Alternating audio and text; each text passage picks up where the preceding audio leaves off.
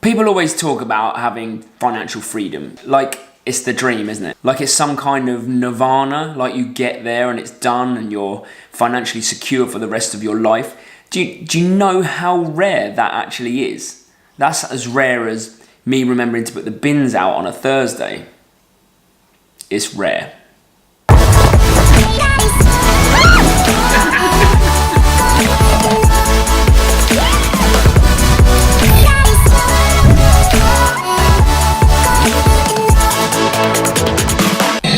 The thing is, you earn more money, you buy nicer things, the pattern repeats, and you still have money worries. You just wear a snazzier hat.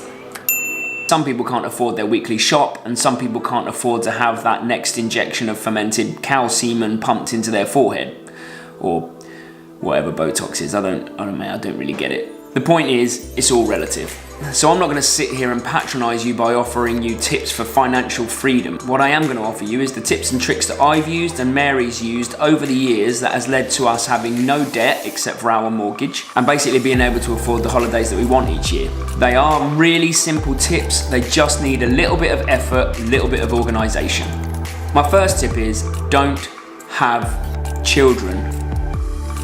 I'm just kidding. I mean, I know the majority of people do, and I know that we can't, so at the end of the day, the joke is actually on us. But we're playing the hand that we've been dealt. I know that kids are a money pit investment. What I'm gonna do is I'm gonna split the tips that I have into 3 sections. The things you can do right now, which is the immediate, the things that you can do in the next few months or kind of medium term stuff, and some longer term thinking and ideas. Most of these tips will be obvious. It doesn't mean they'll be that easy though, and the likelihood is that you're doing some, if not all of these, but it's worth sharing them with you because they've worked for us in the past and continue to work for us now. The first tip is get yourself back to the piggy bank days. Now, I know that sounds a bit ridiculous. It used to be when I'd get home from school or work and I would check my wallet and pockets, and if I had any money in there at all, I would put it in the piggy bank. Even as an adult, I learnt it from my dad, and you would be really surprised to see how quickly that change stacks up and actually makes something substantial. And even better is using a see-through jar because you can actually see your progress.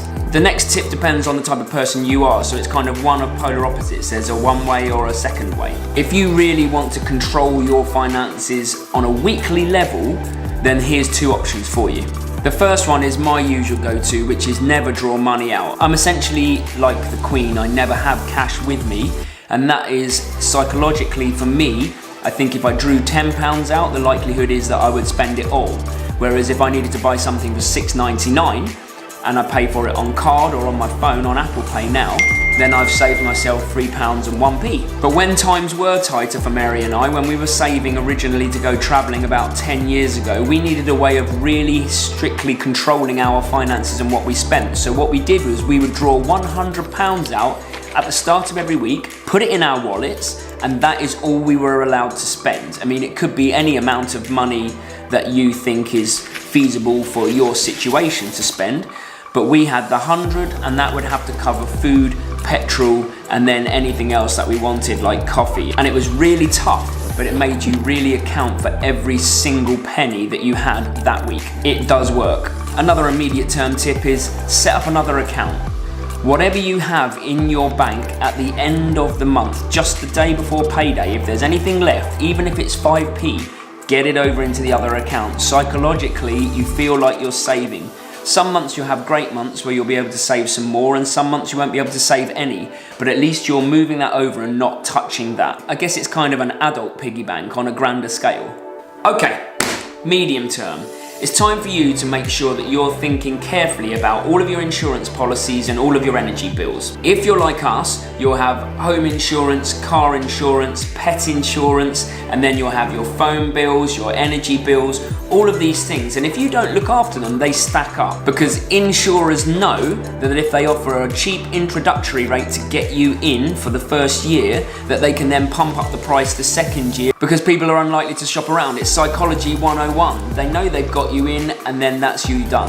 I genuinely think that we've saved ourselves hundreds of pounds a year by looking at each policy and making sure it is the best value for money we can find by shopping around. Another medium term tip is if you are organised and meticulous ridiculous, then I see no reason for you not to be able to get a credit card. Like I said before, we have no debt, so we didn't get a card for that, but what we realised is that credit cards sometimes can give you excellent rewards depending on the type of card it is. So we got a Virgin Money credit card, which gives you air miles for every purchase you make.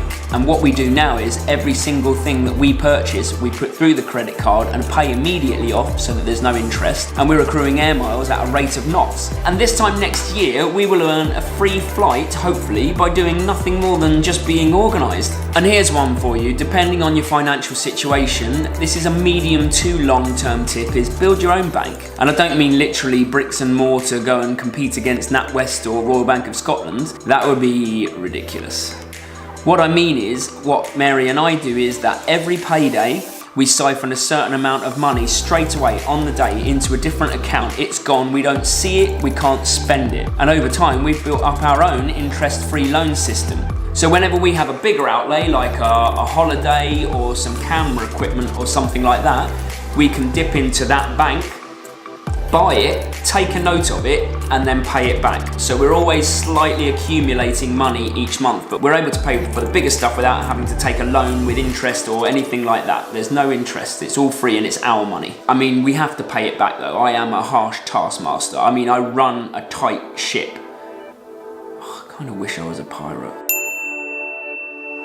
And here's one long-term but really easy tip for you. If being able to siphon a chunk of money off is not a possibility in your current financial situation, then think about this. Since August 2013, I've been saving at first £20 a month, and then after about a year I upped it to £30 a month. It's not noticeable in my account, it just comes out. It's such a small amount. It could be a night out, it could be one meal out, it could be anything, but £30 a month I've been siphoning away, so I can pay for my 40th birthday in Vegas up front, and I don't have to worry about paying for it in a lump sum nearer the time. So I checked the other day, and the amount that I've accumulated since 2013 by just putting this small amount away a month is £1,730 for doing nothing. That is flights and accommodation in Vegas, no problems at all, especially if you factor in the credit card as well. We could even go business class, and that's for doing nothing. That's no extra spend. And that's it. These are my tips. There are no get-rich-quick schemes. There's no quick fixes. These are simple,